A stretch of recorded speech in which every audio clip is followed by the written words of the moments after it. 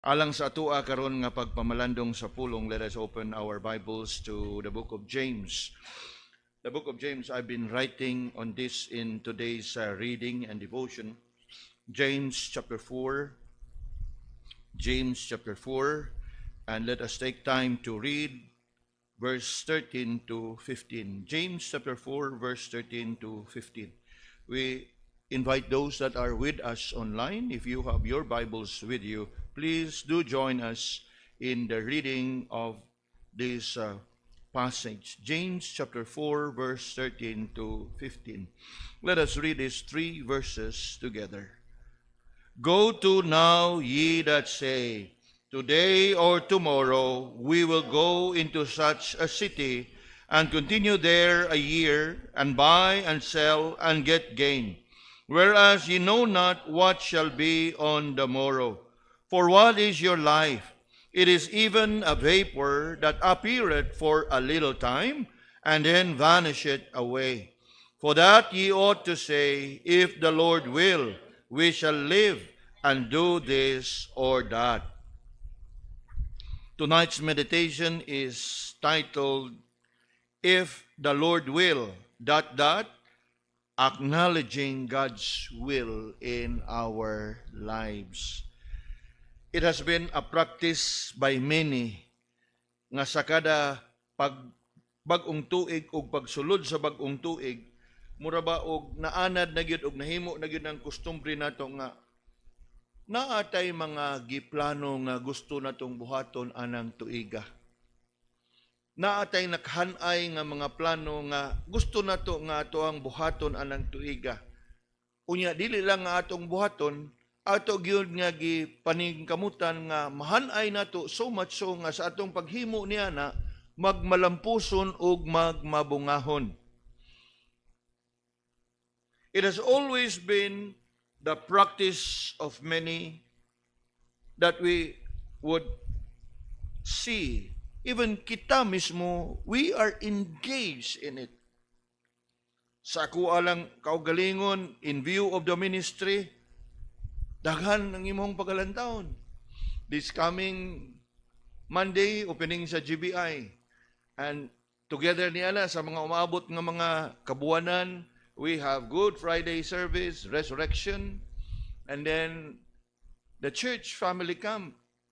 Usahay magkarambula na siya diha sa kung hunahuna that at times gani nay pangutana og naisulti si Mrs. ug ang mga bata dili kong katubag.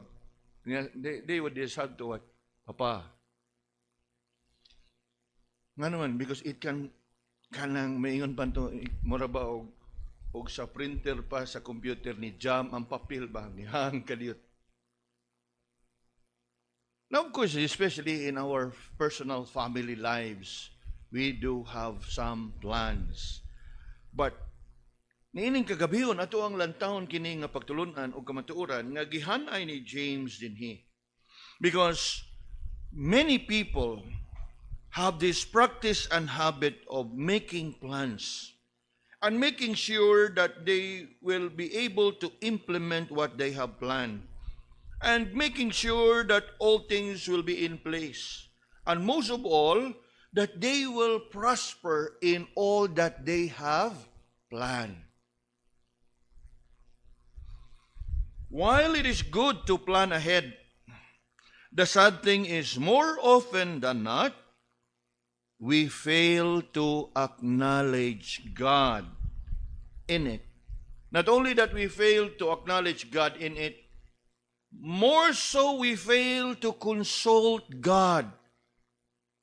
Napakyas ta sa pagpangonsulta sa Ginoo. All that we wanted to do is to just do what we have planned. We would like to have our plans implemented and hopefully be accomplished with a given period of time. Upon what is worth noticing ni ini nga tanan, and so ironic is, more often than not, wa maapil ang Ginoo sa atong mga plano. kita ra gyud kanunay ang naa diha sa plano, unya ang ato ang kagustuhan, ang ato ang kabubuton, og sa tinguha nga ang kalampusan atong maangkon. Nawalay dautan ana mga kaigsunan nga maningkamot ka alang sa imuhang kalampusan, sa imuhang kadaugan. But the sad reality is, ikaw ug ikaw lamang ang gaplano ug wa gyud nimo gikonsulta sa Ginoo. Yes, most people make their plans and don't include God in it. It is all about them. It is all about what they would want to do and accomplish by themselves. And it's all about their success. It is all about their prosperity. That it appears, and oftentimes it seems like God has become an afterthought. In other words, why gi-appeal ang Ginoo? Ayha na lang ma-appeal ang Ginoo adto na sa katapusan. Og malampuson, pasalamatan ang Ginoo. Og mapakyas, Lord, nga naman, nga napakyas man ko. Now, that is something that I'd like us to consider. Kaya nga naman, James here calls our attention to such a common practice that needs to be changed. Kinahanglan natong usbon. Gani kinahanglan natong hunungon ug undangon ug atong usbon nga una sa tanan ato gyung i-konsulta ug isangat ngadto sa Ginoo. And in these 3 verses that we have just read, James is calling our attention to 3 important points. Ang una, the presumptuousness of our plan. Presumptuousness. Kana bang murag ato na gyung presume, kana bitong gi-presume na nimo, it's not nga imoha lang nga gidahom. Kung dili imo ni gyung gi-presume nga kanang siguro gyud nga magmalampuson gyud ka. The presumptuousness of our plans. If you look at verse 13, nagsugod ang maong verse by this phrase, go to now. Now, of course, it is in the Old English manner of saying, but in today's language, it's just like about being called, ali ragod, tanawa ragod ni sa makadiyot, pamalandungi ragod ni kadiyot. That is what it means in today's language. Go to now simply means come, see for yourself. And what is it that we are to see for ourselves? How we can be presumptuous in our planning. It's like James here calling our attention, tanawa ragod ang realidad sa kinabuhi. Tanawa ragod og unsay sagad nga atong makita nga gihimo sa mga tao. James here is talking about presumptuous confidence regarding the future. It is all about forming and planning out our future. Samtang walay dautan ianang mga pagplano, mga kigsunan. Apan, as we go about our planning, there needs to be a proper perspective diha sa ato ang mga plano. Nga una sa tanan, ang kanang atong plano is as good as planned, but unless the blessing of the Lord is in it, all your plans surely cannot succeed.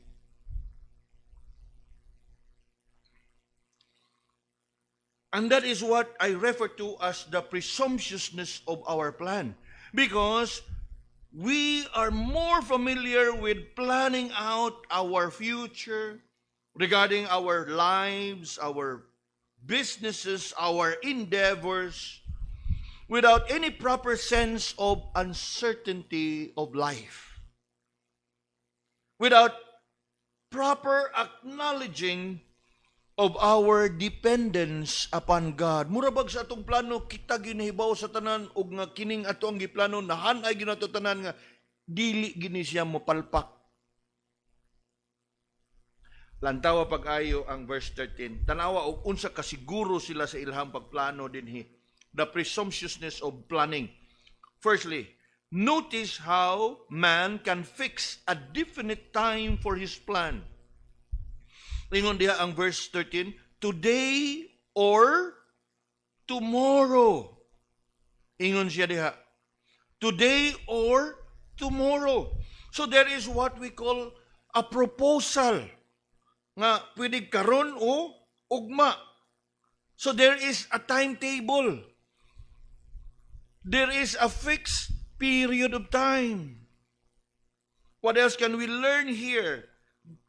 Ingon diha, he can fix a definite time for his plan. And then what? He can determine where he would go. Lantawa ang sunod nga bahin. Today or tomorrow, we will go into such a city. In other words, murag og imong tan-awon, detalyado kayo iyang plano. Kaya nga naman, how would we define a detailed plan? Naay oras, naay pizza, naay adlaw, naay definite place. What else can we learn? He can fix a definite time. He can determine which place he will go. And then what? Ingon diya, and continue there for a year. In other words, plastado kayo, ang tanan, detalyado kayo. Karon o ugma, muadto taan ang dapita. And we will stay there for 1 year. So fix. Murag siguro gyud kayo, unya, detalyado kayo, unya, maingon pa nato nga, it's a well-detailed plan.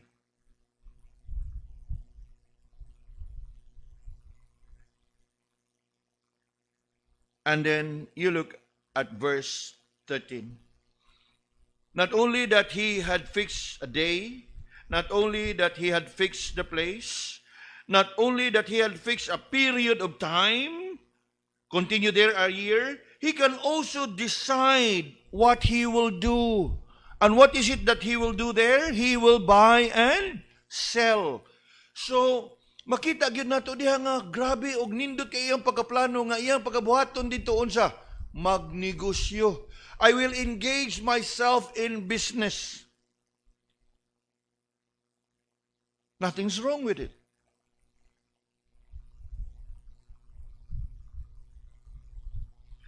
Gani, wa pa magtapos diha ang iyang plano. Sa tanan nga iyang plano, sigurado gid siya nga magmalambuon siya sa iyang plano. Nga naman, you look at the last part of verse 13. Ingon diha, and buy and sell and get gain. Muginansya ko. Now, bisag kinsa naman siguro atong panguntanon, musuod gani kag negosyo, wag yung musuod negosyo nga dili mo, ginansya. Nakuha na to? For what purpose that you will engage in business, I will not hope for gain and profit. True? Very true. And that is what we often see among people. And even among God's people. Going through verse 13, I want us to notice here how we can propose, how we can project, and how we can expect to prosper or to gain profit. Nakahanay ang tanan. And that is indeed interesting to note because this is how confident we can be in our plans.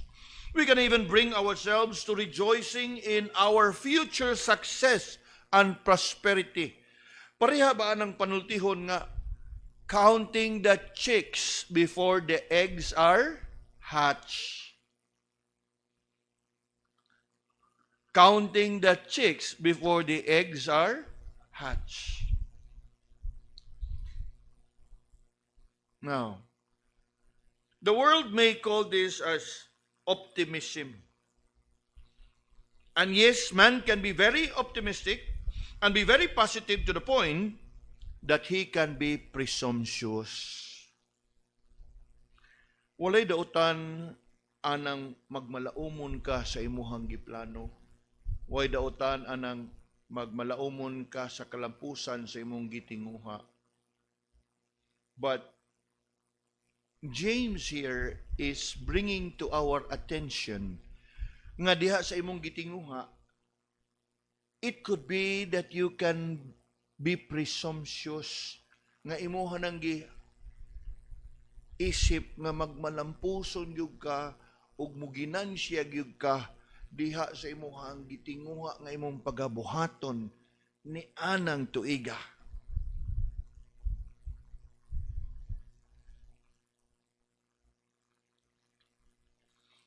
And in the midst of this great expectation to succeed,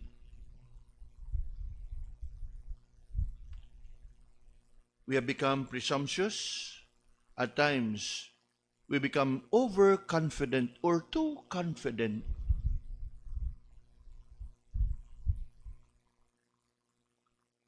As if nga mauna yun ay mahitabo diha sa imong plano.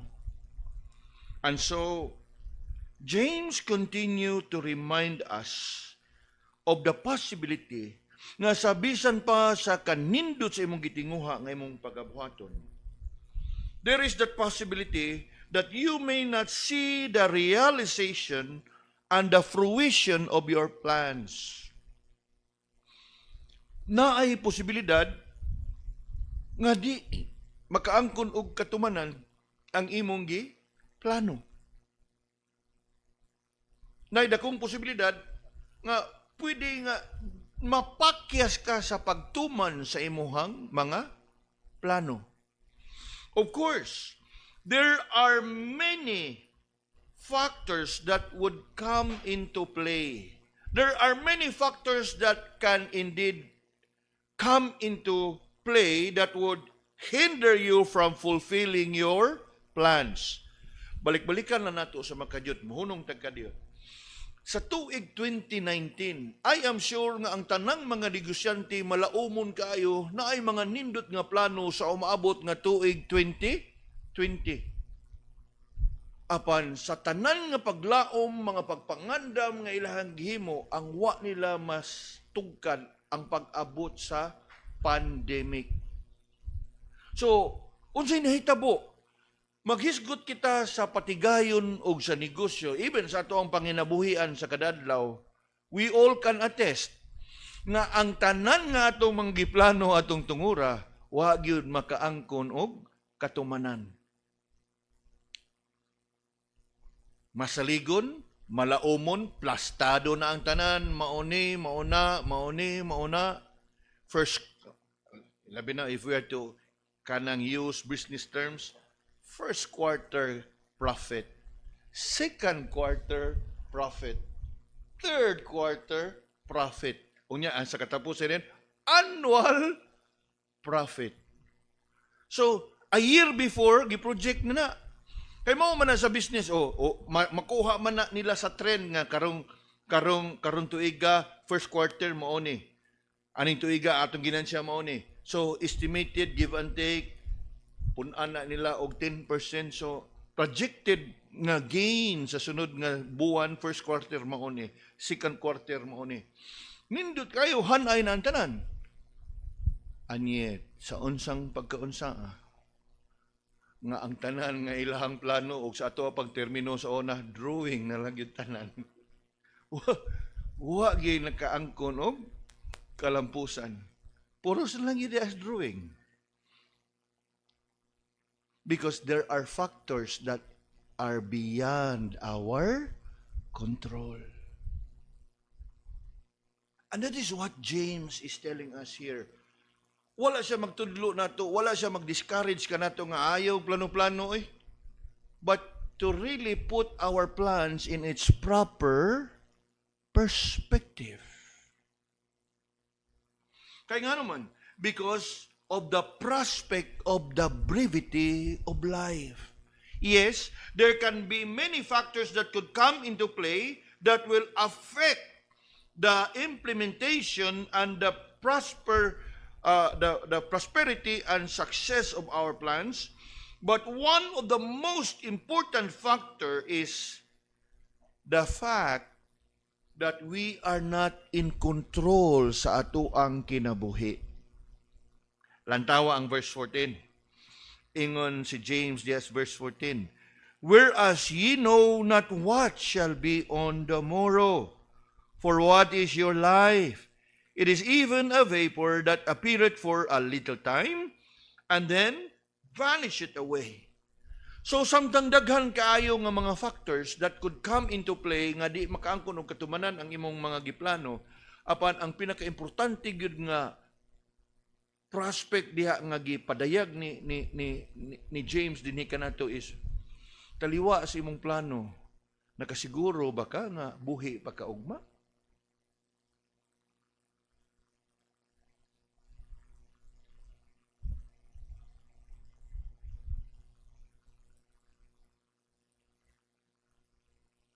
Ihatagan tiniya sa paghulagway sa atong kinabuhi diha sa verse 14. You know not what shall be on the morrow. Wa gyud kang masayod.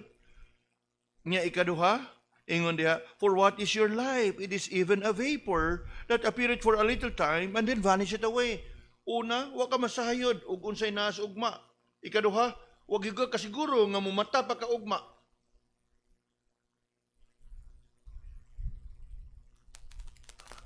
Kay nga naman, kay gihulaggoy niya ang atong kinabuhi sama sa usa ka gabon or sa vapor.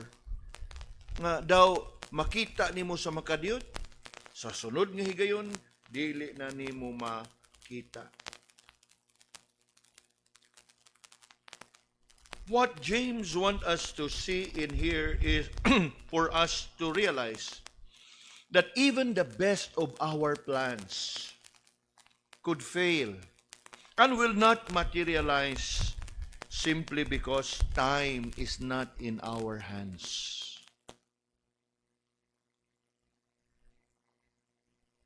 Yes, a day or an hour, even a moment, could defeat our best concerted plans. And it should remind us of the frailty of our life and the futility of presumptuous planning.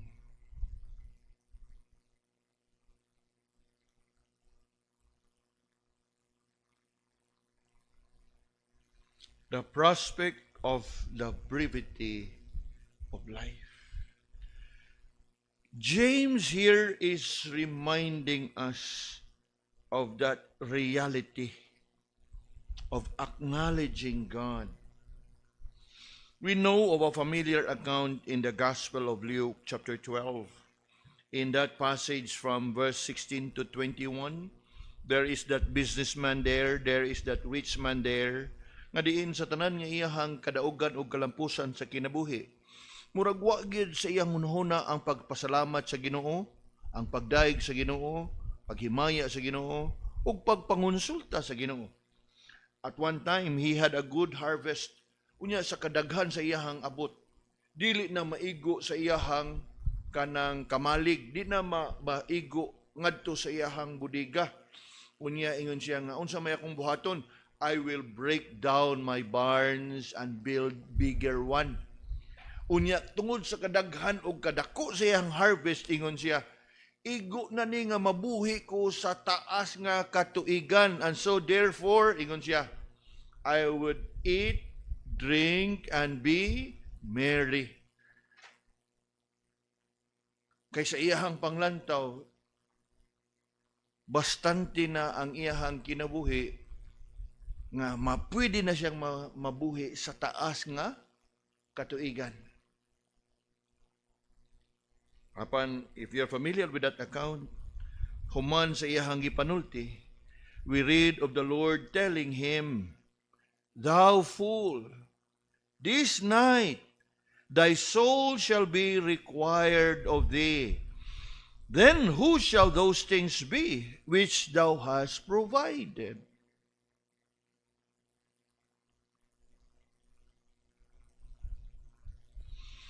Now, of course, we can so easily think of, ay, para sa kaugmaon sa pamilya, para kaugmaon sa anak. Yes, granted nga. But the point is, obviously, diha sa iyang kasing-kasing, it is for him to enjoy. I drink and eat and drink and be merry. Nga ang iyang ang gitinguha ato nga sa taas nga panahon maghappy-happy siya sa iyang kinabuhi after all sa kadako o kadagaya sa iyang naabot. Not realizing nga katapusan na dito niyang adlaw. Gani, the word that the Lord used, thou fool. Indeed, it is foolish to make plans nga way apil ang Ginoo sa atong mga plano.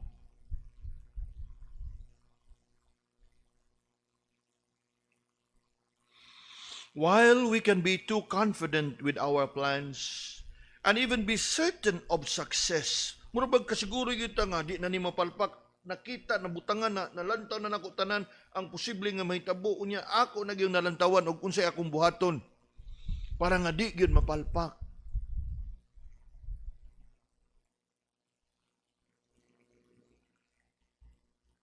We need to be reminded of the prospect of the brevity of life. Factors that are beyond our control.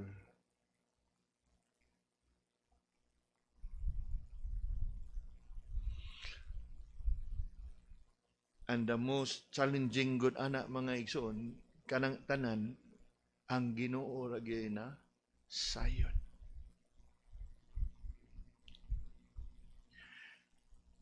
And that should remind us nga sa tanan nga atong mga plano, atong sigurohon nga kining tanan, una, atong isang-at ngadto sa Ginoo. Ikaduha, ato nga sigurohon nga kini kabubuton sa Ginoo. Nganuman, because in the presumptuousness of our plan, we need to be reminded of the prospect of the brevity of life. Minumdum ko atong igsuon nga si Brother Dominino kaniadto. For the entire time that he was undergoing treatment until sa katapusan niyang adlaw, he was with us dinhi sa simbahan ug ang iyang pamilya. Unya sa kada panahon nga magkaistorya mi nga kamirang duha, kanunay gyud mangugmugos ato siyang baba og maluoy ang Ginoo reb. Daghan ba siyang panglantaw sa buluhaton? Kung maluoy ang Ginoo, mao gyud pirmi yang malitok kung maluoy ang Ginoo. Mao ni atong buhaton, kung maluoy ang Ginoo, mao ni atong himuon. Of course, he knows the Lord. And he is a servant of the Lord. Nga nagtuo ko that even in the last moment, kay ang hitabo mong dato sa akong hinumduman, sa katapusan ng pagkita dito ko sa Bugo, unya he was already in the hospital. Nga sa katapusan ng mong pagkita, kay I was preparing to go to Melbourne at that time, and I will be away for 2 weeks. Ingko nga inigbalik nato, igbalik nako, unahon nato ang imong anniversary. Kanya siya diha gyud sa iyang higdanan, maluoy ang Ginoo rib, mo ni atong buhaton. Maluoy ang Ginoo.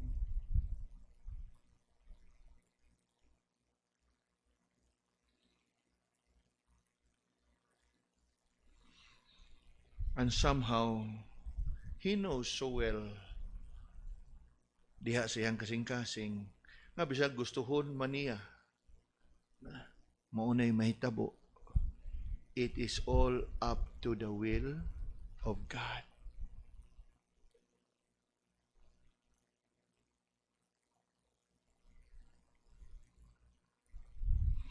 Something for us to learn as well.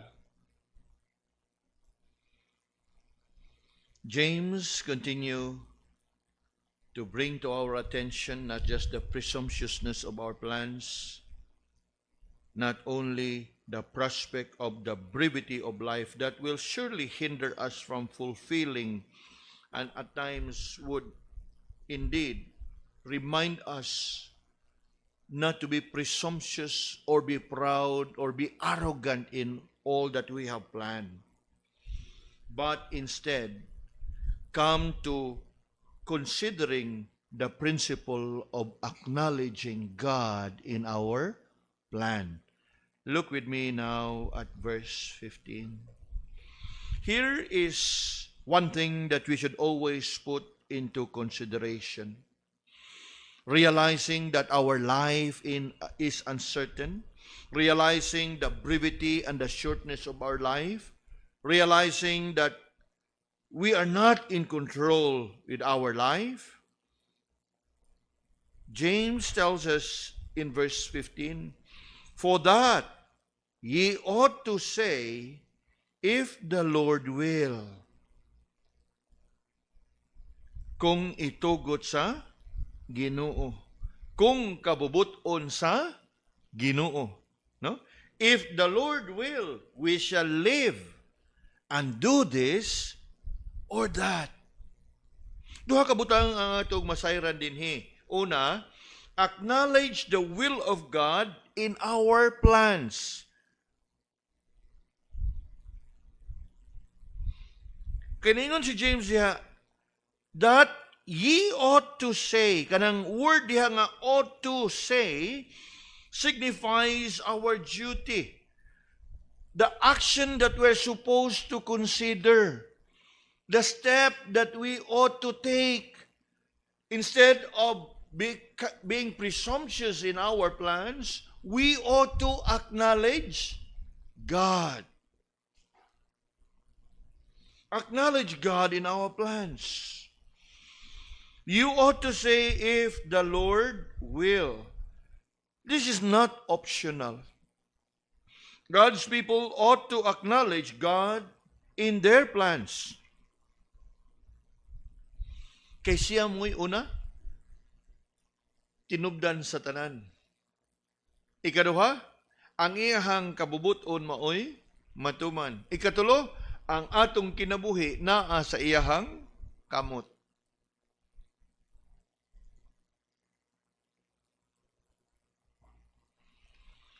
For that ye ought to say, if the Lord will.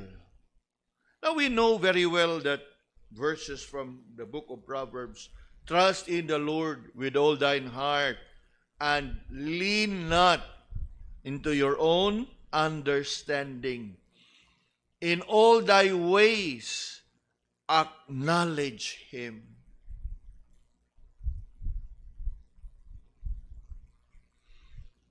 Acknowledge the will of God in our plans. As one Bible commentator would say, and listen, to know the will of God is the greatest knowledge. And then he goes on, to do the will of God is the greatest achievement in life. Wow, kanindot. To know the will of God is the greatest knowledge. To do the will of God is the greatest achievement.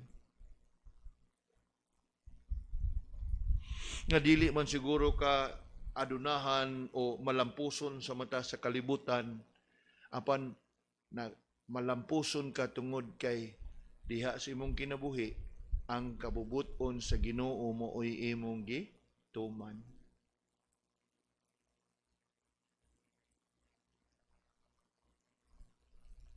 You think about that.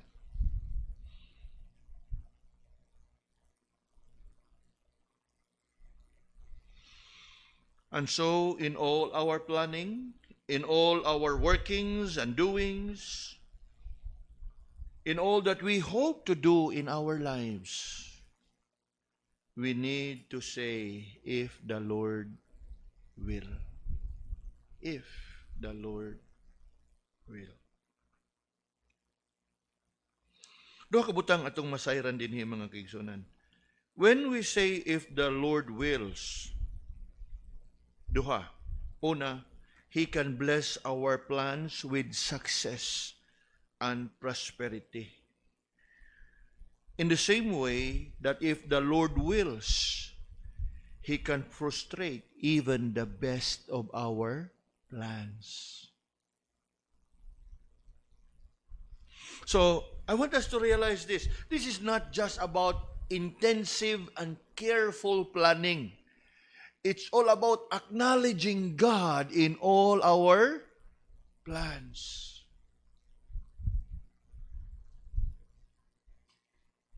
That ye ought to say, if the Lord will, we shall live and do this or that. Mogi pinakauna.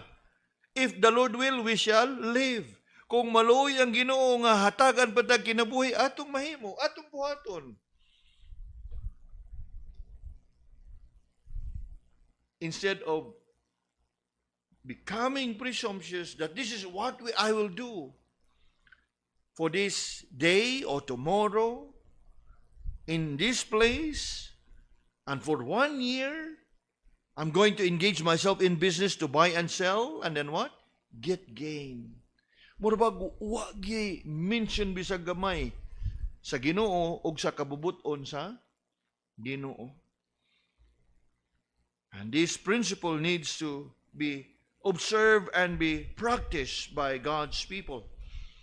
And this includes acknowledging the will of God in our plans. Unya, ang ikaduha is acknowledge the will of God in our life.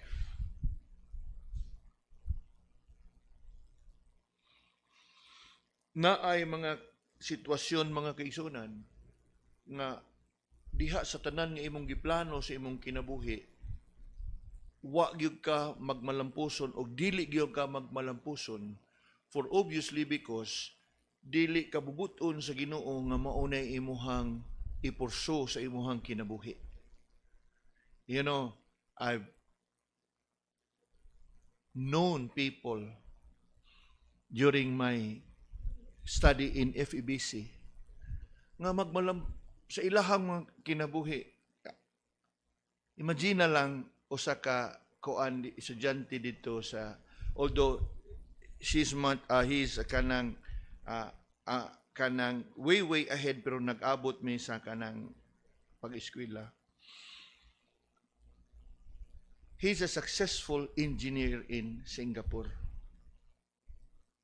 Apan mura og alang niya, mura ba og walay kanang kalinaw sa iyahang kasing-kasing, that he quit his career in engineering and went to study in FEBC. Another was a successful lawyer. Gibiyaan niya ang pagkaabogado ni eskwela. Then in kanang mga later nga batch, I think I did mention a few sa inyo ha. You know, like chief executive or manager sa like company like Hewlett-Packard, HP Computers. Gibiyaan ang trabaho kay nag-eskwela sa FEBC. Sagdi na lang atong kagahapon, kay murag di man kayo impressive atong kagahapon. Kanang ilaha ba nga nakatilaw bitaw sa kadagaya sa kinabuhi? Apan wa sila magmalipayon ba? And you know, they are still in the ministry today. And they joyfully serve the Lord. Gikan sa mga kadagaya ba nga ilaha nga natagamtaman sa kalibutan. Ma-amaze ka. And so it is here. Usa sa mga hinungdan nga babagan o pugnan sa Ginoo nga dili ka magmalampuson diha or nga dili gyud ka kakita diha katagbawan is the Lord wants you to be somewhere else, doing something else. And indeed, mo po niya angay na ito nga sayron mga kaigsunan. He can bless our plan with success and prosperity. And at the same time, He can also frustrate the best of our plans, for all things are under His control. And then acknowledging the will of God in our life. True. More than acknowledging it in our plans, we need to acknowledge the fact that our life is in God's hand and in His control. Even the things that we hope to do and accomplish in life, still we ought to say, if the Lord will. Kay ang iyahag yung kabubuton maoy matuman. And this is how we ought to live our lives. If the Lord will, or we are more familiar with God willing or Lord willing, if the Lord will. It is the kind of life that we should live under the will of God. So, niining bago nga tuig nga atong giatubang, I am sure matag pamilya na atay mga plano sa ato ang kinabuhi in your personal lives, sa inyong mga enterprise, sa inyong mga patigayon, sa inyong nga gitinguha nga makabot ni ining tuiga diha sa inyong kinabuhi. Be mindful to examine yourself. Have you acknowledged the will of God in your plans? And have you acknowledged the will of God in your life?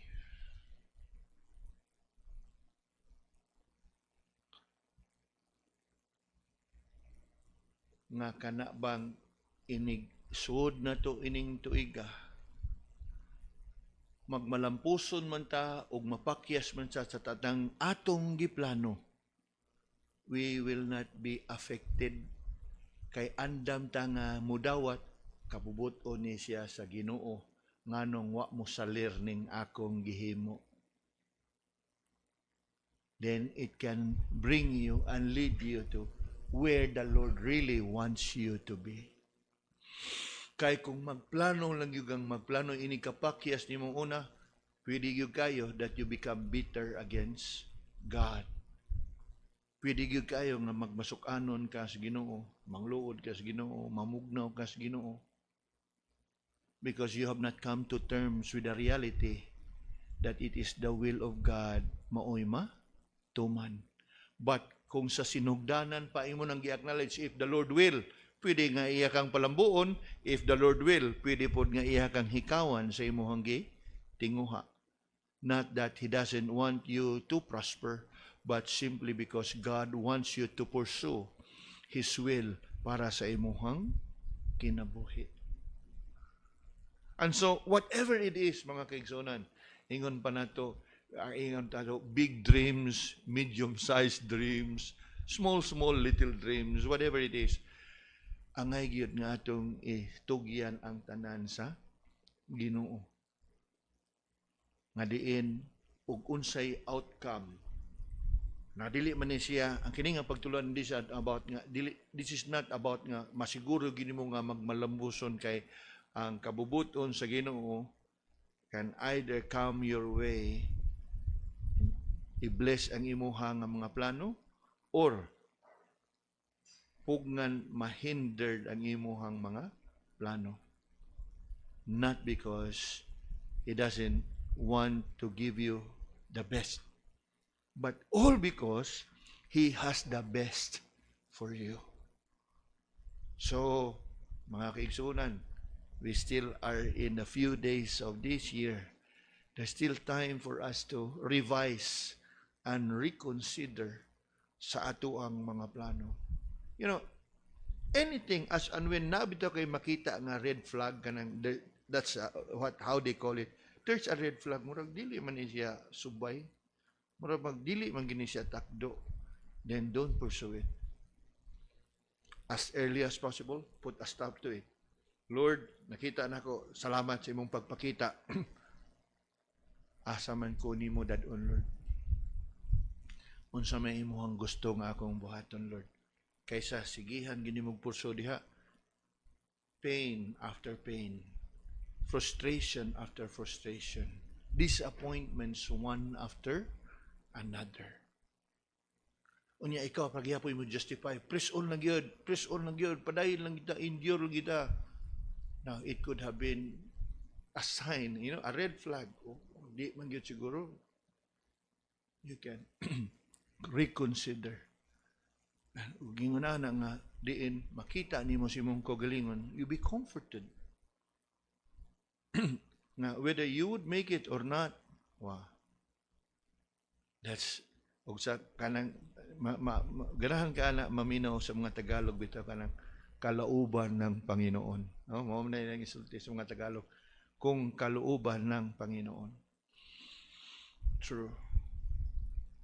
It is best for us nga sa ato ang mga panglantaw, sa ato ang mga projection, sa ato ang mga plano, sa ato ang mga proposal for this year and in the many years to come. Kanindot kayo nga atong ibutang kanunay dias heading, if the Lord will. To remind us that it's not for us to assume and presume according to what we have planned. Let us pray. Lord, salamat sa padayon nimo nga pagtudlo kanamo, sa pagpahinumdom kanamo niini mga bililhon nga mga pagtulunan, kamatuoran Ginoo nga angay nga kami mapahinumduman. We have known these things. We have heard these things. Yet we need to be refreshed, even be reminded of this. Nga kining tuig nga mong giatubang would indeed be fruitful and productive, edifying unto us, and more so glorifying unto you. Bless us as we come to you in time of prayer and intercession. In Jesus' name we pray. Amen.